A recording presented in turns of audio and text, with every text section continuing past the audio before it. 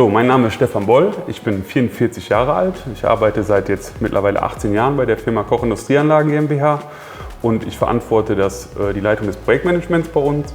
Vielleicht stelle ich mich auch noch kurz vor, mein Name ist Andreas Lehmler. Ich bin 50 Jahre alt, bin seit 20 Jahren bei der Firma Koch und verantworte den Bereich Konstruktion und Entwicklung. Wir sind zuständig für Greiferentwicklung und Sonderkonstruktionsentwicklung für unsere Roboteranlagen. Es ging also in dem Projekt um eine Depalettierung, Leersack-Depalettierung, Genau.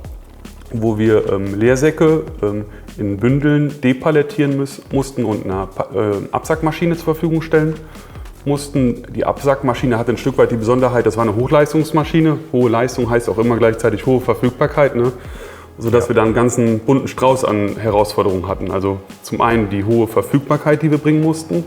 Wir mussten enge Packbilder realisieren, das heißt, Lagenbilder, ja, die konventionelle Greiftechnik, der Schnabelgreifer ist ein Stück weit auch vom Platzbedarf her an die Grenzen gekommen. Wir hatten nicht den Platz, den wir brauchten, um mit einem Schnabelgreifer aufzunehmen.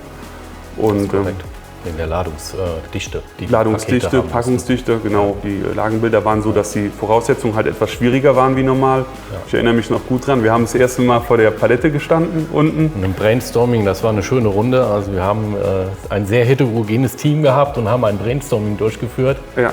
Wie kriegen wir die Säcke jetzt möglichst sicher und vor allen Dingen auch beschädigungsfrei vereinzelt? Also das war schon eine Herausforderung. Ja. Und ich weiß noch, wie ich an der Konstruktion an der Schraubenfeder vorbeigegangen bin und habe mir gedacht, Mensch, das könnte doch funktionieren.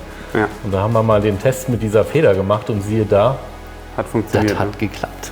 Ja. Also die Herausforderung war ja quasi, also wenn wir den Leersackbündel, der ist ja weder umreift noch verpackt, was ja auch ein Stück weit ein Vorteil unseres Systems ist, wenn wir diesen Leersackbündel aufnehmen müssen, dann müssen wir ja den Bündel komplett der Absackmaschine zur Verfügung stellen.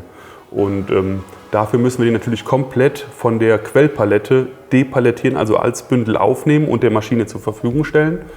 Und an der Stelle war halt die Herausforderung, dieses Bündel so aufzunehmen, dass wir auch A, keinen Sack liegen lassen und B, die Säcke auch nicht verdrehen, sodass sie sauber zugeführt werden. Und da war die Idee mit der Schraube, das einfach so zu machen, dass man die, ich sag mal, aufzwirbelt ein Stück weit, ne, aufschält. Die erste Lösung war ja eine Schnecke von einem Fleischwolf, die wir eingesetzt haben. Auch nochmal ein tolles Bauteil, mit dem wir die ersten Versuche gemacht haben, die ja auch eigentlich gar nicht so schlecht aussahen, aber die Prozesssicherheit war das Problem. Wir haben ja diverse Versuche gemacht und sind immer wieder über die Sicherheit gestolpert. Wir haben ein paar Lagen abgeräumt und haben dann wieder Probleme bekommen, Aufnahmefehler bekommen und das konnten wir eigentlich auch nur ermitteln, indem wir permanent Slow-Mo-Aufnahmen gemacht haben und dadurch dann diese kleinen Kniffe umsetzen konnten, wieder optimiert haben. Ja. Ich kann mich noch daran erinnern, dass wir da verschiedene Laufrichtungen hatten von der Schnecke. Dass links rum, rechts rum. Ja. Und dass die Linksspindel nachher diesen durchschlaggebenden Erfolg nachher gebracht hat auch. Ja.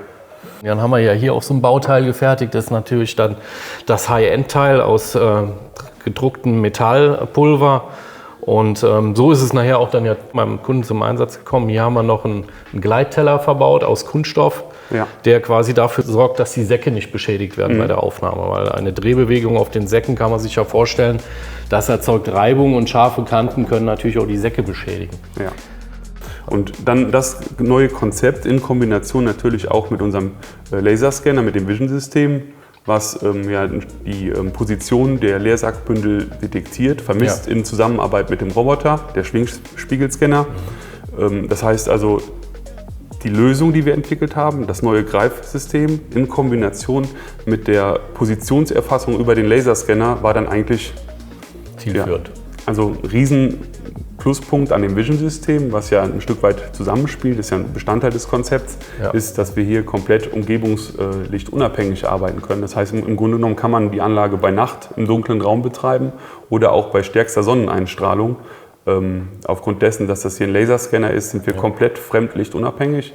Das ist auch ein Stück weit, was für das System spricht. Wir haben also auch aufgrund dessen eine sehr hohe Verfügbarkeit. Es ist also nicht ein Vision-System, wo die Sonne dann mal von schräg reinscheint und dann haben wir Fehlaufnahmen, sondern das ist Industriestandard, hochverfügbar und sehr robust, genau für diese Umgebungsbedingungen, wie sie da in einem Zementwerk herrschen. Wir sind natürlich auch in der Lage, relativ kurzfristig neue Lagenbilder einzubinden, die mit dem Scanner aufzunehmen. Thema war ja auch, wir können auch quasi eine QS machen damit mit dem System. Wir können checken, ob die Lagenbilder vom Lieferanten korrekt angeliefert wurden. Wir können die Endpalette theoretisch auch nochmal vermessen, ob die in Ordnung ist. Das heißt, wir können auch Qualitätsmerkmale definiert prüfen mit dem System. Absolut. Und nicht zuletzt haben wir ja an dem Vision-System auch den Vorteil, dadurch, dass wir die Produkte in der Software hinterlegt haben. Das heißt also, die Abmessungen der Leersäcke sind bekannt. Daten, können wir tatsächlich sogar verifizieren, ob wir tatsächlich das Produkt auch depalettieren, was uns gemäß Rezeptur zur Verfügung gestellt wird. Mal einen Plausi-Check. Plausibilitätsprüfung. Ne? Genau. Ich muss zugeben, ich war tatsächlich sogar ein bisschen überrascht am Ende des Tages, wie prozesssicher das Ganze funktioniert hat und bin da echt ein Stück weit auch stolz, dass wir da so eine gute Lösung herbeigeführt haben. Also aus der Herausforderung, der Problemzykluszeit, ich sag mal, Zykluszeit waren damals, glaube ich, 8,5 Sekunden. Das heißt, alle 8,5 Sekunden mussten wir mit dem Roboter ein Bündel zur Verfügung stellen, inklusive Messen, also Messfahrt des Roboters. Da ging schon ordentlich der Punk ab. Wir hatten, ich glaube, in Summe nachher eine Leistung wir hätten eine Leistung gekonnt von über 6.000 Säcken, die wir der Maschine zur Verfügung stellen. Und das unter den Voraussetzungen, komplett die ganze Quellpalette runter, wir lassen keinen Sack liegen, wir arbeiten super prozesssicher. Wir haben den Riesenvorteil, dass wir mit dem Vision-System Fehler erkennen können. Das heißt, wenn der Zulieferbetrieb irgendwo ein Bündel falsch positioniert oder Leersäcke, können wir das erkennen. Genau, nicht so liegen, wie wir sie erwarten, haben wir eigentlich so eine ziemlich gute, umfassende Lösung entwickelt. Ich meine, die Lösung, die wir entwickelt haben, ist auf der einen Seite sehr einfach, was auch ein Stück weit ein Vorteil der Lösung ist. Einzigartig. Aber auch einzigartig. Und diese Einzigartigkeit, die haben wir uns ja dann auch kürzlich patentieren lassen. Und, Patent ist erteilt.